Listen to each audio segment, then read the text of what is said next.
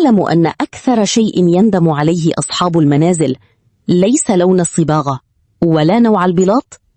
والصدمة أنه خطأ يحدث قبل البناء أصلا. فكثير من الناس يركزون على تقليل التكاليف ويهملون التخطيط الدقيق للمنزل، فيبنون غرفا أكبر من اللازم، أو ممرات ضيقة، أو مطبخا لا يناسب احتياجاتهم الحقيقية. وبعد الانتهاء من البناء يكتشفون أنهم سيعيشون مع هذه الأخطاء لسنوات.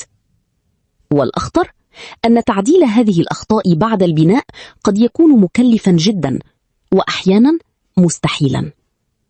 لذلك قبل أن تفكر في الإسمنت والطوب، فكر في كيف ستعيش داخل المنزل كل يوم. فالمنزل الناجح ليس الأجمل شكلا فقط، بل الأكثر راحة وعملية. ما هو أكثر خطأ رأيته في تصميم المنازل؟ اكتب رأيك في التعليقات.